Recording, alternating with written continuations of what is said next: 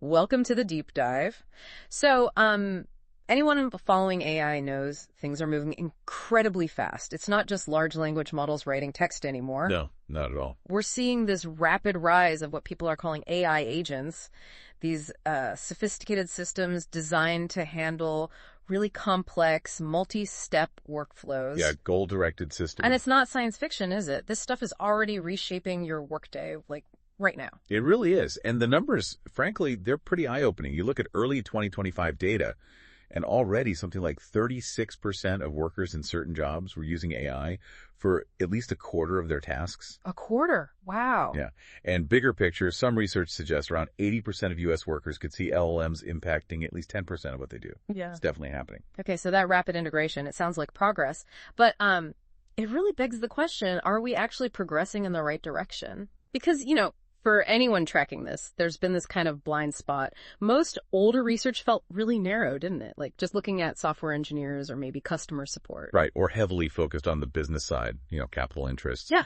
Coding for profit, that kind of thing. Exactly. And lots of studies just analyzed existing usage data, which only tells you what people were doing, not what they could or should be doing. It doesn't really capture the messy reality of all the different human jobs out there. Or, crucially, what workers themselves actually want or value. Precisely. And that's why our mission today is to really dig into this groundbreaking study from Stanford University. Yeah, this one's important.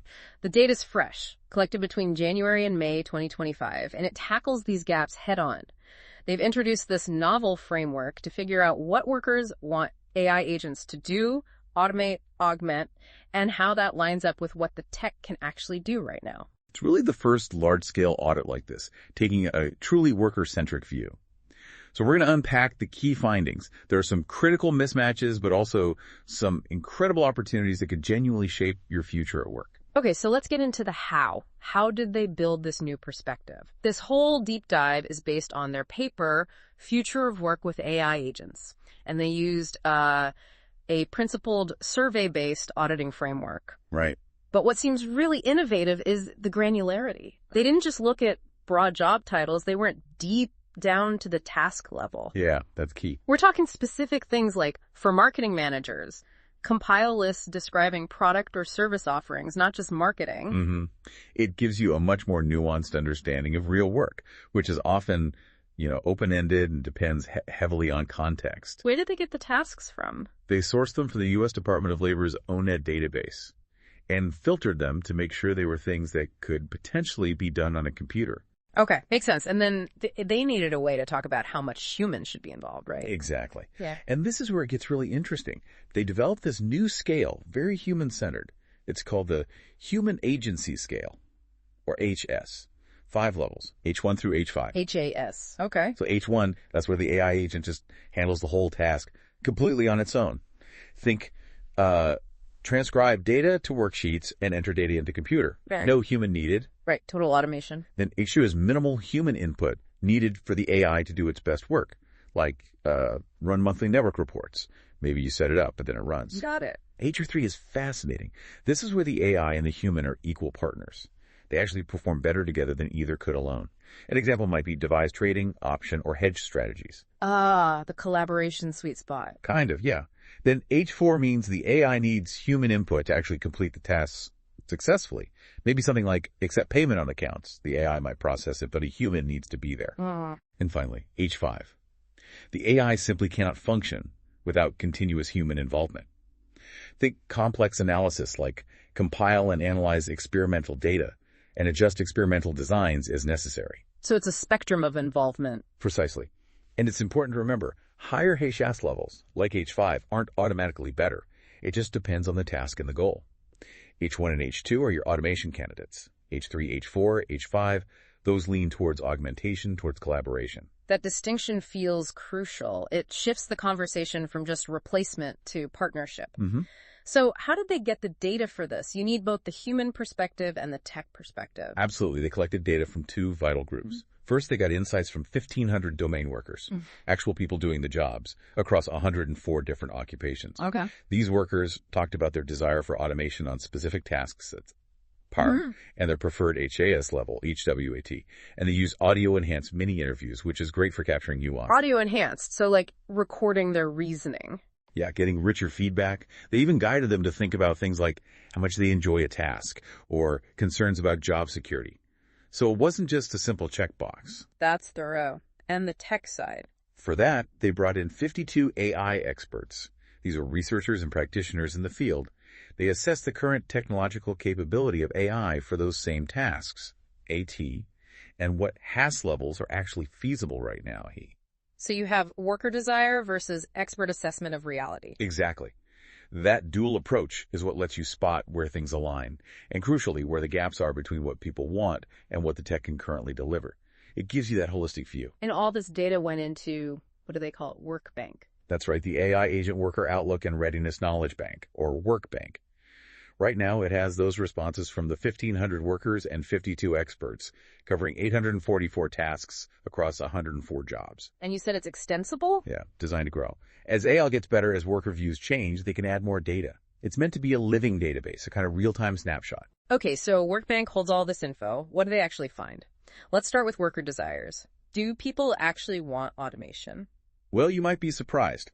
For nearly half the tasks, 46.1% to be exact, workers actually had a positive attitude towards AI agents automating them. Almost half, even considering things like job loss. Yes, even after explicitly considering job security concerns and how much they enjoy the task itself, that's a pretty significant chunk of the workforce being open to this. That is surprising. Why? What's the main driver behind that desire? The number one reason, cited in almost 70% of cases, 69.38%, was freeing up time for high-value work. Ah, okay, so it's about offloading the grunt work. Seems like it. Other big reasons were automating repetitive or tedious tasks. That was about 46.6%, getting rid of stressful tasks, about 25.5%, and also tasks where they thought AI could actually improve the quality, also 46.6%. So it really points towards AI playing a supportive role, right? Taking away the burdens, not necessarily taking over the whole job. People want to elevate their own work. That's the strong implication. It suggests a move towards more strategic, maybe more creative or interpersonal activities once the mundane stuff is handled by AI. Does the study give examples of what workers consider high value? It implies it through the tasks they don't want automated, but the main focus was freeing up time from the low-value stuff. But here's where another really interesting disconnect pops up. Okay. They compared the jobs where workers most want automation, the top 10 occupations, with actual AI usage data. They used data from Claude.ai, an LLM chatbot, from late 2024, early 2025. Yeah. Those top 10 jobs where workers really want help. They accounted for only 1.26% of the actual usage seen on Claude.ai. Wow, only 1.26%. That's tiny. It's a huge disconnect. It strongly suggests that the way AI tools are currently being used, or maybe developed and deployed, isn't really hitting the mark in terms of meeting the biggest expressed needs or desires of the workforce. Why do you think that is? Is it just that the tech isn't there yet for the desired tasks, or are developers focused elsewhere? That's what the rest of the study starts to unpack. But it's a clear signal number one. Current usage doesn't equal desired usage. Okay, so there's desire for automation, but also resistance, right? Not everyone's on board. Definitely not. A significant group, about 28% of those surveyed, voiced clear fears or concerns. What were the main worries? Top of the list, at 45%, was simply a lack of trust. People worried about AI accuracy, its capabilities, whether it was reliable enough. Understandable. What else? Then, the big one. 23% cited fear of job replacement. Just the straightforward concern about being made redundant. Yeah, that's always going to be there. And about 16.3% worried about the absence of human qualities, losing the human touch, having less creative control, wanting to keep their own agency in making decisions. You really see that play out in certain fields, don't you? Like the creative industries. Absolutely. The study highlights the arts, designs, and media sector. There, only 17.1% of tasks got a positive automation desire rating. Very low. And they got specific feedback. Oh yeah, really telling quotes. One worker said something like, "I want it to be used for seamlessly maximizing workflow, making things less repetitive and tedious. No content creation." Right. Help with the process, not do the core creative work. Exactly. Another artist said, "I would never use AI to replace artists. I would be more for personal project management use, if anything." And a graphic designer put it nicely, AI can be a game changer in data architect workflow. Efficiency, accuracy, even creativity. but I create my design by myself. For research, I use AI. So it's a tool for research, for workflow, but not for the actual creation or the core human judgment. That nuance is critical. It really underscores that resistance often isn't to AI itself, but to how and where it's applied, especially in domains that feel deeply human. Okay, so we have worker desire, worker resistance, and expert assessment of capability. How did the study visualize this? They mapped it out on a kind of landscape, creating 4 key zones for AI agent development based on desire versus capability. 4 zones, what are they? First, you got the automation greenlight zone. This is where worker desire is high and the tech capability is high. These are the prime candidates for deployment, where you'd expect broad productivity gains. Makes sense. Go for the low-hanging fruit everyone wants. Then the automation red light zone. Here, the capability is high, the tech can do it, but worker desire is low. The danger zone. Deploy here, and you might get pushback. Exactly. Warrants serious caution. Third is the R&D Opportunity zone. Here, worker desire is high, but the current tech capability is low. So, things people want AI to do, but it can't do well yet. Right. These are really promising areas for future AI research and development, where the demand is waiting for the tech to catch up. And the last zone. The low priority zone. Both desire and capability are low. Less urgent for development right now. Okay, those 4 zones make intuitive sense. Green light, red light, R&D, low priority. So where does the actual investment fall? Well, this is where the study drops a bit of a bombshell. First, they found no strong correlation overall between what workers desire and what experts say is technologically capable right now. Okay. Not ideal, but maybe not shocking. But here's the big one. They looked at investment patterns, using companies funded by Y Combinator as a proxy for where venture capital is flowing. Okay, a major startup accelerator. What did they find? They found that a staggering 41% of the AI companies they could map to specific tasks are concentrated in the low priority and automation red light zones. 41%. Wait, so nearly half the investment is going into areas where workers don't want AI or where the tech isn't even ready? That's what the data suggests. It points to a potentially massive misallocation of resources. Why would that happen? Is it just easier to get funding for certain types of AI, like software tools, even if workers don't prioritize them? That could be part of it. The study notes that current investments seem heavily skewed toward software development and business analysis. These might be historically profitable areas, or just better understood by investors, perhaps creating a market inefficiency when you factor in worker preference. So the green light zone and the R&D opportunity zone, where desire is high, are being relatively neglected by investors. Severely underaddressed, according to this analysis. It's a major disconnect. What about academic research? Is that better aligned? A little. When they looked at AI agent research papers on RTEF, there was more emphasis on that R&D opportunity zone, which is good. But Even that research remains largely confined to computer science and engineering domains. So there's still a critical need to broaden research efforts to cover the full spectrum of occupations and worker needs. This study really highlights where innovation is needed versus where it's currently happening. Okay, let's shift to the who and how. How do people actually envision working with these agents? What did the study find about human agency and collaboration? Well, first, there's another interesting tension. Workers generally prefer higher levels of human agency, more control, more involvement than AI experts think is strictly necessary from a purely technological standpoint. How often did that happen? This discrepancy showed up in nearly half the tasks, 47.5%.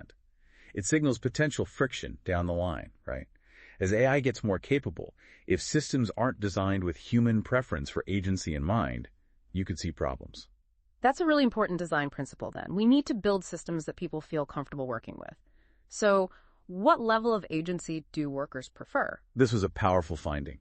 That H3 level, the equal partnership between human and AI, emerged as the dominant desired level for workers in 47 out of the 104 occupations studied. Wow, nearly half the jobs surveyed lean towards partnership. Yeah, it strongly underscores the potential people see for real human-agent collaboration. Many jobs actually showed this kind of inverted U shape.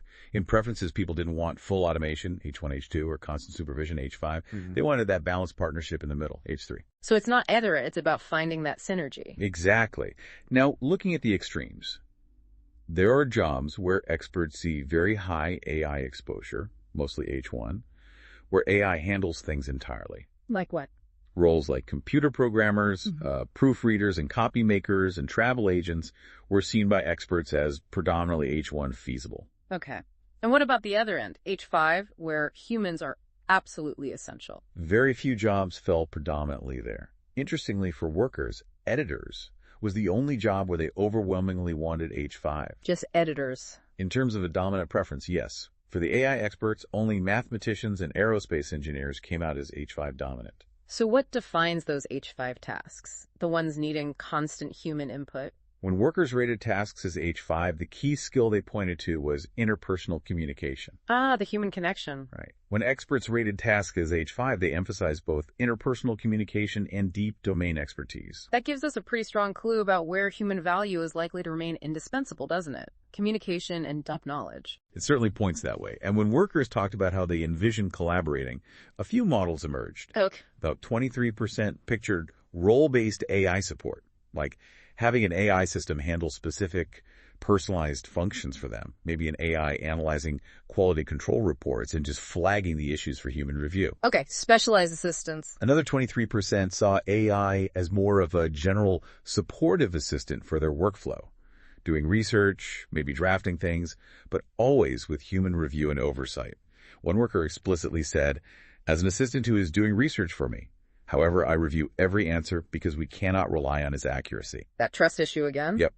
And only about 16.5% talked about pure automation, and usually just for some parts of their workflow, not the whole thing. The overwhelming theme is collaboration. Which brings us to maybe the most critical point for anyone listening. Yeah. How does this change the skills that matter? This is crucial for professional development.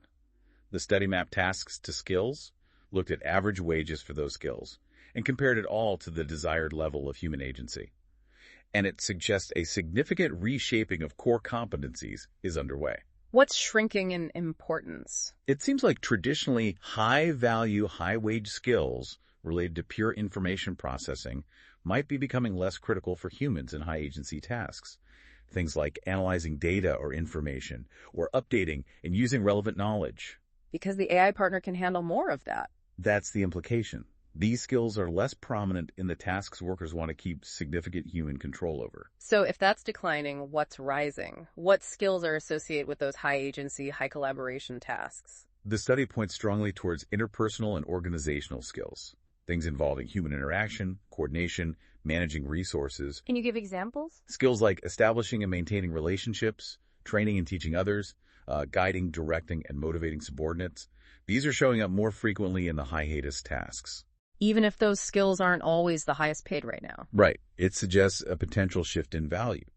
The ability to work with others, manage teams, communicate effectively, coordinate complex efforts.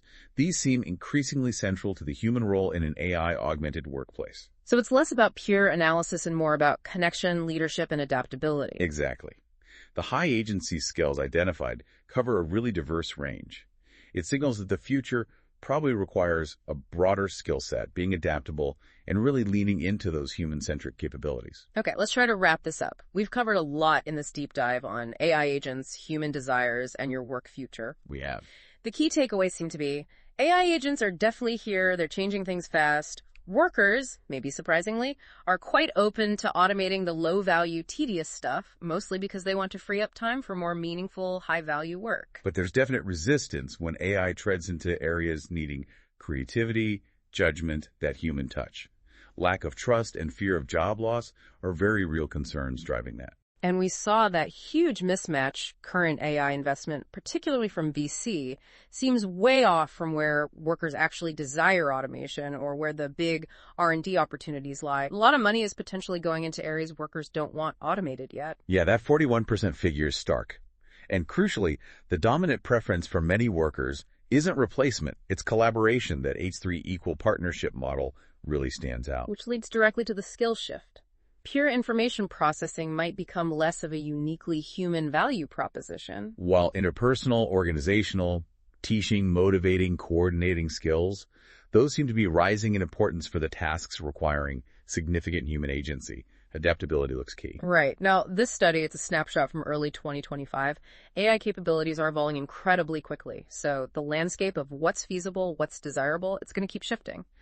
This gives us a vital baseline, though. Absolutely. But it leaves us and you, our listener, with a pretty important question, doesn't it? How will you adapt? How will you evolve your skills, your approach to work, to not just sort of coexist with these AI agents, but to actively shape a future where this technology genuinely enhances human potential and respects human agency? What steps can you take right now to make sure AI serves human values in your workplace, especially knowing that maybe some colleagues or even leaders might not yet fully grasp how fast this is all changing and what it means for everyone's roles?